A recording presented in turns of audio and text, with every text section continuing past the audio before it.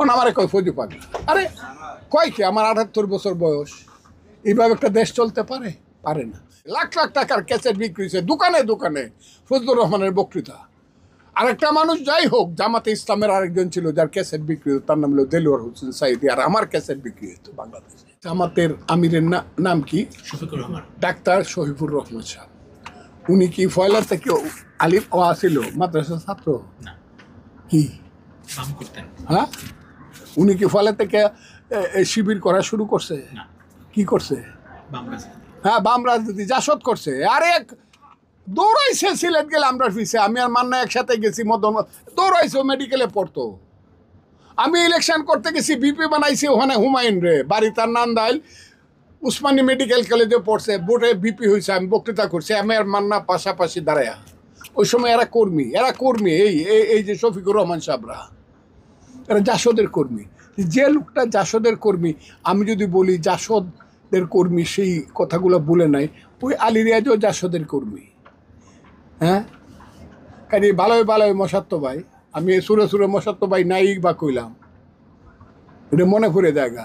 উনি তো জাসদ করতেন। উনি এক করে বাংলাদেশ এক করে ইসলাম শিখাই দিব, তাহলে বাংলাদেশে শাহজালাল আইছিল কেন?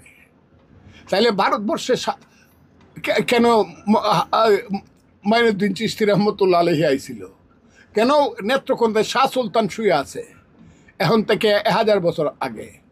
কেন শুয়ে আছে এখানে শাহপরান সিলেটে? কেন শুয়ে আছে বাইজিদ বুস্তামি চট্টগ্রামে? কেন কুমিল্লাতে শুয়ে আছে তার নাম হইল গেসুদারাজ, যাকে বলা হয় কল্লা শহীদ? কেন নাসিরনগরে শুয়ে আছে শাহ নাসিরউদ্দিন?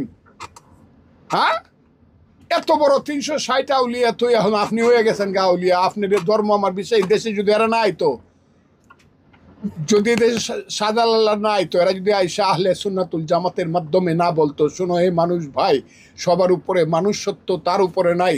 হিন্দুদের মধ্যে ধর্ম বিভেদ ছিল, ব্রাহ্মণরা শূদ্রদেরকে দেখতে পারতো না, সেই কারণে হিন্দুদের নিচ ধর্মের সমস্ত লোকজন এদের কথা শুনে, উলিয়া গাউস কুতুব দরবেশদের কথা শুনে মুসলমান হয়েছে।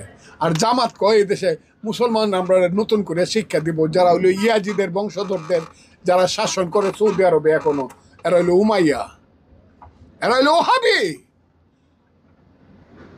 এরা বিশ্বাস করে না নবী হইল শ্রেষ্ঠ, সর্বশ্রেষ্ঠ সর্বকালে, বিশ্বাস করে না, বলে আমাদের বড় ভাইয়ের মতো আছিল। আমি তাদের সাথে তর্ক করতে রাজি, আসুক না, কে আসবে?